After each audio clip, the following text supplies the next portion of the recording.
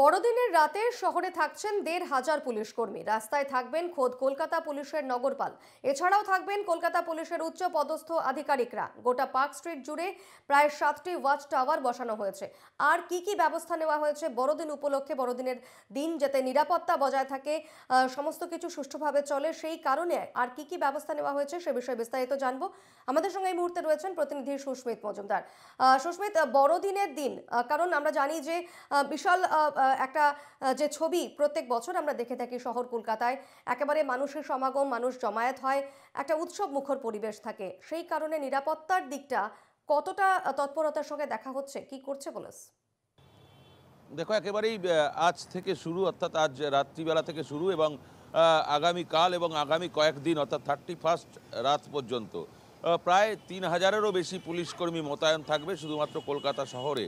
শহর কলকাতায় মোতায়েন থাকবে। তার মধ্যে উল্লেখযোগ্যভাবে পার্ক স্ট্রিট, বো ব্যারাক, চিড়িয়াখানা, ভিক্টোরিয়া, যে সমস্ত দর্শনীয় স্থান রয়েছে যেখানে প্রচুর লোকের সমাগম হয়।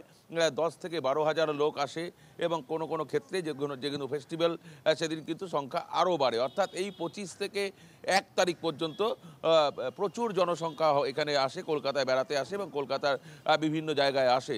উল্লেখযোগ্যভাবে পার্ক স্ট্রিট, ২৫শে ডিসেম্বর পার্ক স্ট্রিট, সেখানে কিন্তু লাখো লাখো লোকের ভিড় হয়।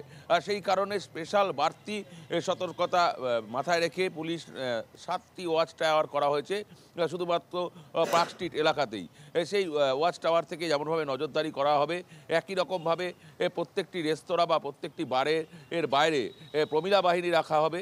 একই রকমভাবে সারা কলকাতা শহরে বিভিন্ন যে চার্চ রয়েছে, বো ব্যারাক রয়েছে, বিভিন্ন জায়গায় কিন্তু কুইক রেসপন্স টিম যেমন থাকবে, একই রকমভাবে সেখানে বাড়তি নিরাপত্তা লাগানো হয়েছে এবং ৩,০০০-এরও বেশি পুলিশ কর্মী সেখানে মোতায়েন থাকবে। ডিসি পদমর্যাদা যারা রয়েছেন তারা থাকবেন।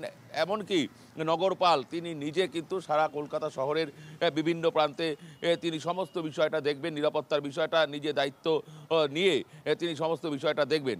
যে মতো অবস্থায় যে বেশ কিছু রাস্তার গতিপথ ঘুরিয়ে দেওয়া হবে, বেশ কিছু রাস্তা বন্ধ করে দেওয়া হবে, কয়েকটি রাস্তা একেবারেই নো এন্ট্রি করে দেওয়া হবে, যেমনটা লালবাজার সূত্রে জানা যাচ্ছে। লালবাজার ট্রাফিক কন্ট্রোল জানিয়েছেন যে তারা আগে থেকে নোটিশ দিয়ে সেই রাস্তাগুলোকে নো এন্ট্রি করে দেবেন এবং রাস্তা পথ ঘুরিয়ে দেবেন।